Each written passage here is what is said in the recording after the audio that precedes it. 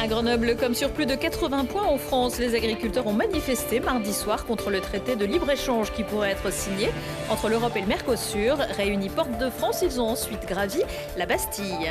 Le village de Cabannes en bois est tranquille, mais dans 3 jours, ce sera l'effervescence sur la place Victor Hugo pour l'ouverture du marché de Noël de Grenoble. Plus de 70 exposants ont répondu présents cette année.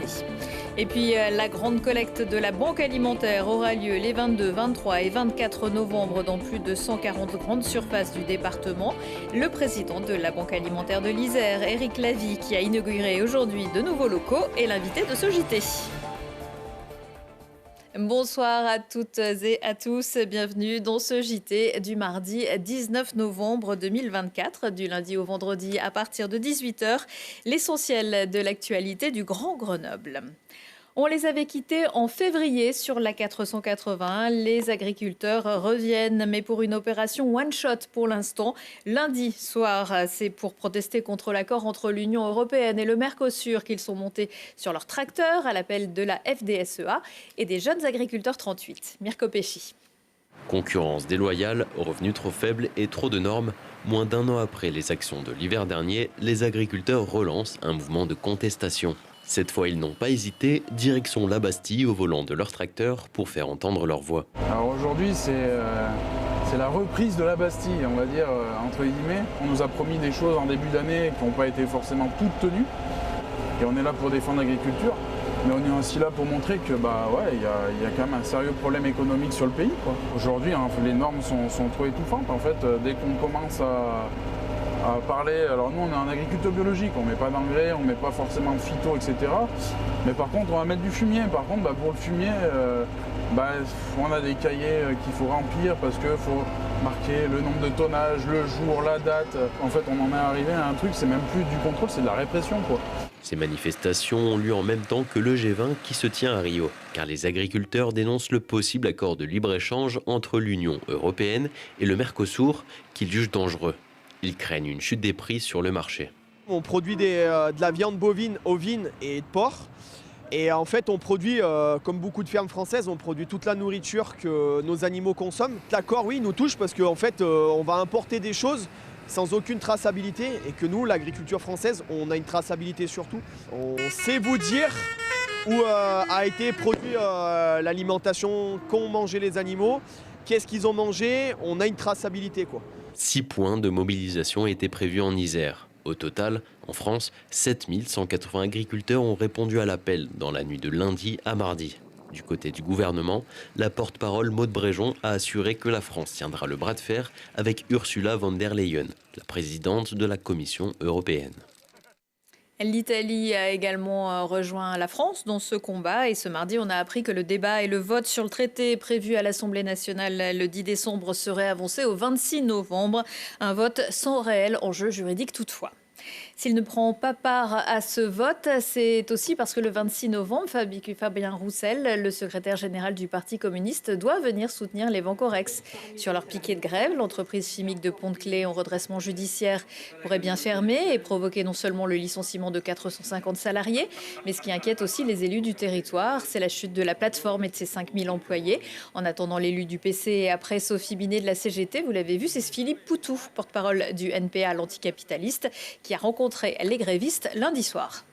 27 jours aujourd'hui et les négociations pour le plan social ont été suspendues. Donc on est toujours dans l'attente d'avoir du concret, d'avoir de nouvelles actions, d'avoir une reprise d'activité. Voilà, aujourd'hui, rien de plus. Donc on est vraiment en attente d'un soutien qui nous permette qu'au niveau du gouvernement, ils prennent conscience de la situation, de l'impact sur les emplois, de la casse industrielle et sociale. Le seul repreneur viable, ce serait l'État en fait.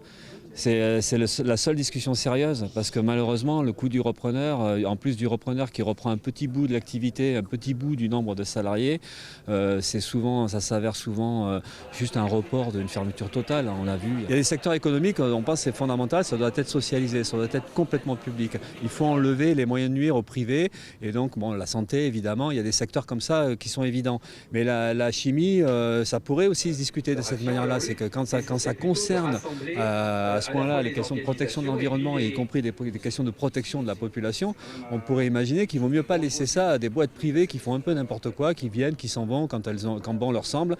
Et donc il y a besoin d'un contrôle politique de la société et un contrôle des salariés qui sont quand même les mieux placés pour savoir comment on peut protéger, comment on peut défendre un outil de travail.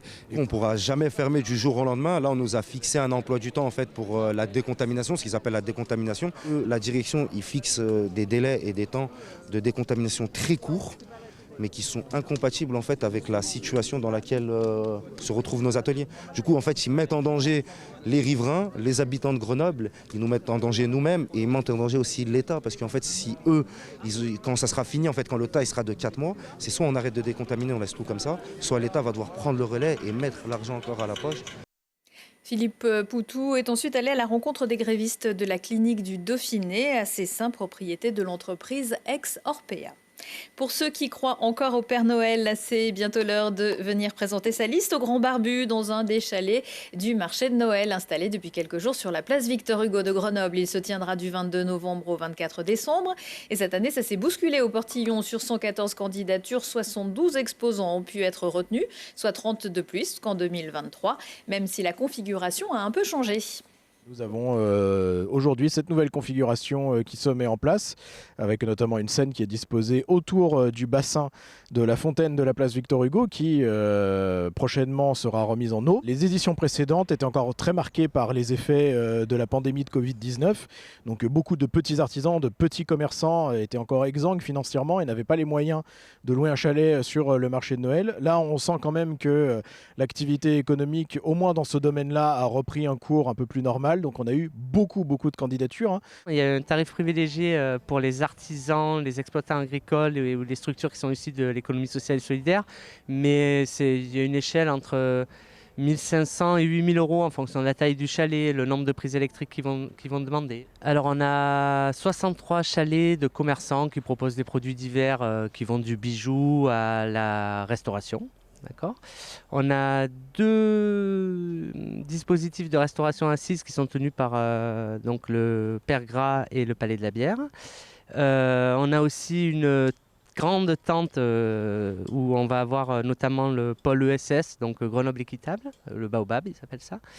2 churros aussi, un manège, le chalet du Père Noël, voilà.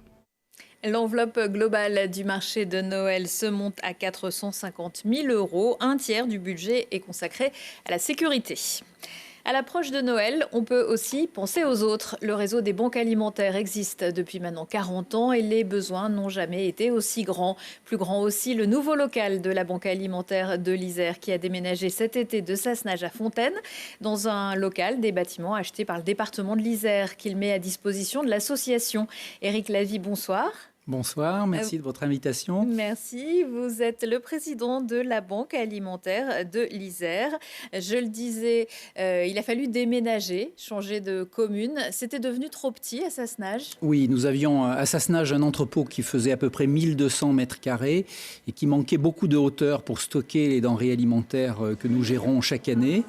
Et le président Barbier du département nous a permis d'emménager, 1er juillet, dans des locaux beaucoup plus vastes, 3000 mètres carrés d'entrepôt, 500 mètres carrés de bâtiments administratifs, avec une hauteur qui nous permet de stocker de manière extrêmement favorable toutes les denrées que nous gérons dans l'année.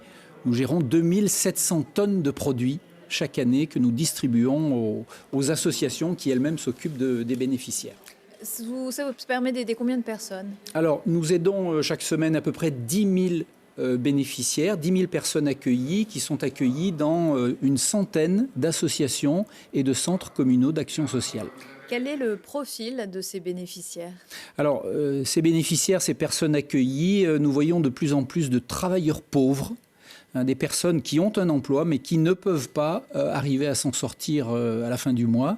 Nous avons des familles monoparentales avec une mère ou un père d'ailleurs. Nous avons des retraités et nous avons aussi des personnes de plus en plus jeunes et notamment des étudiants. D'ailleurs, vous avez ouvert le 5 novembre en centre-ville de Grenoble une épicerie solidaire étudiante. Ça ne désemplit pas. Non, ça ne désemplit pas. On a démarré, vous l'avez dit, il y a une quinzaine de jours et on est extrêmement satisfait de la manière dont les choses se passent.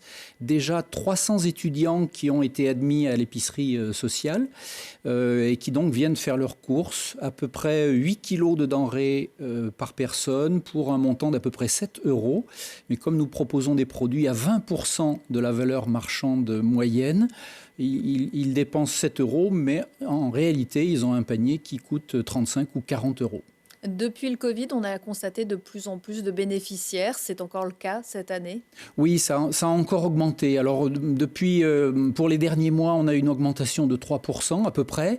Mais depuis la crise Covid, on a augmenté de 20%. Et dans les 10 dernières années, le nombre de bénéficiaires a doublé.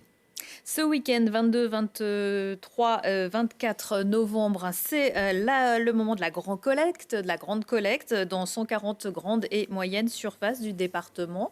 De quoi avez-vous le plus besoin ? Alors, nous avons besoin de tous les produits de longue conservation, des produits secs que nous pourrons stocker dans nos entrepôts pour les distribuer tout au long de l'année. Alors, évidemment des féculents, c'est ce que les gens nous donnent régulièrement, mais peut-être insister sur les protéines. On essaie de travailler avec les associations sur les équilibres alimentaires et on a besoin d'enrichir les colis qu'on donne aux associations en protéines végétales. Donc du haricot, des lentilles, etc. Et puis protéines animales, conserves de poisson qui en général sont données au moment de la collecte. On peut aussi donner en ligne sur le site Mon Panier Solidaire si on ne peut pas se déplacer. Oui, il est tout à fait possible de donner en ligne sur Mon Panier Solidaire. Donc en allant sur le site internet de la Banque alimentaire de l'Isère, vous aurez le lien vers la plateforme qui permet de faire un don financier. Voilà, ça ne veut pas dire qu'on peut mettre ce qu'on veut dans son panier, mais on choisit son montant. Et ça peut simplifier les choses. Complètement, ça peut simplifier, mais la collecte annuelle, c'est vraiment dans notre ADN. Ça nous permet de récupérer. Ça permet de discuter aussi, ça crée du lien avec les bénévoles qui... Voilà, complètement. C'est vraiment sur ce point-là que je voulais insister. Ça nous permet de rencontrer les clients des magasins et donc de faire cohésion autour de l'accompagnement de nos concitoyens les plus fragiles. Et je veux d'ailleurs remercier les 3500 bénévoles ponctuels qui, chaque année, sont des fidèles, participent à cette collecte pour nous accompagner. Ce ne sont pas que les dons des particuliers, évidemment, qui alimentent vos stocks. Non. Alors nous avons des approvisionnements extrêmement variés. Nous avons des approvisionnements de l'Europe, nous avons des approvisionnements de l'État français, mais de plus en plus alors nous avons des plateformes de la grande distribution qui nous accompagnent. Nous avons des industriels de l'agroalimentaire. Mais comme notre ramasse du matin diminue fortement en quantité et en qualité, de plus en plus nous nous tournons vers de l'achat. Et nous faisons de l'achat solidaire auprès des agriculteurs du département. Voilà, les agriculteurs locaux qu'on a peut-être croisés au début de ce JT, leurs bons produits peuvent aussi se retrouver pour les bénéficiaires de la Banque alimentaire. Et c'est important. Et puis, les chasseurs vous aident encore cette année ? Oui, les chasseurs vont nous amener des faisans au début, la première semaine de décembre. Et donc, on va faire une opération pour les accueillir et les remercier du don qu'ils nous font. Les faisans, ça permet de préparer une cuisine de fête. Oui, c'est important aussi de participer. Oui, complètement. Et bien sûr, ce sont des produits que nous transmettons à notre cuisine 3 étoiles solidaire, qui est hébergée au collège de Cessin, là aussi grâce au soutien du conseil départemental. Cuisine qui, chaque semaine, prend en charge de l'ordre de 600 kilos de viande pour produire un grand nombre de plats cuisinés, excellents d'ailleurs, que nous distribuons à nos associations et à nos bénéficiaires. Ça peut être des barquettes de viande qui sont juste à la limite, mais qui sont encore consommables. À la cuisine, les produits sont cuits et reconditionnés. Oui, complètement. Nous récupérons chaque jour entre 150 et 200 kilos de viande qui est en dernier jour de date de consommation. Et donc, on les cuisine et on peut les distribuer pendant encore 5 jours après transformation. Voilà, et on espère que dans quelques temps, la cuisine pourra aussi déménager dans les locaux de Fontaine. Oui, alors c'est un projet qui nous tient à cœur, qui nous permettra à la fois d'avoir les cuisiniers et la cuisine proches de nos entrepôts, donc des produits que nous pouvons mettre à disposition, mais aussi de travailler dans de meilleures conditions d'hygiène, de sécurité alimentaire. Et puis, ça nous permettra d'augmenter aussi les volumes transformés, parce que nous rendons un service important aux bénéficiaires et puis aux accueils d'urgence organisés par l'État. Merci beaucoup Éric Lavie. Je rappelle que vous êtes le président de la Banque alimentaire de l'Isère. Merci à vous. Et pour un bon équilibre, les nourritures spirituelles sont aussi importantes. Vous les avez lues, venez les rencontrer. La librairie du Square à Grenoble fait le plein de lauréats. Après Miguel Bonnefoy, prix féminin la semaine dernière, c'est Kamel Daoud, prix Goncourt, qui sera accueilli mercredi à 19h. Les places assises sont déjà réservées, mais 100 places debout ont été rajoutées pour les premiers arrivés. Pour Gaël Faye, prix Renaudot, vendredi au musée de Grenoble, c'est archi complet. Mais vous pouvez toujours vous consoler avec Livre à vous, qui commence mercredi à Voiron et dans le pays voironnais, une 16e édition qui propose une cinquantaine de rendez-vous pour partager autour des lectures. Les invités d'honneur cette année, Pierre Ducrozelle pour les adultes, Corinne Dreyfus pour la jeunesse, avec aussi Alice Zeniter, Sylvie Hadjimakos-Clark, Tanguy Viel ou Jean-Marc Rochette. Après les livres, le papier également au cœur de Une histoire de soleil. C'est mercredi au Belvédère, centre culturel Janine Cressel de Saint-Martin-d'Uriage. Un spectacle chaleureux et intimiste proposé par la compagnie Léopoldine Papier qui s'adresse aux jeunes publics, très jeunes, à partir de 2 ans. 25 minutes d'attention requises pour des séances à 10h30 et 17h. Un spectacle de et avec Caroline Dormani, avec le soutien du Centre technique du papier de Saint-Martin-d'Air.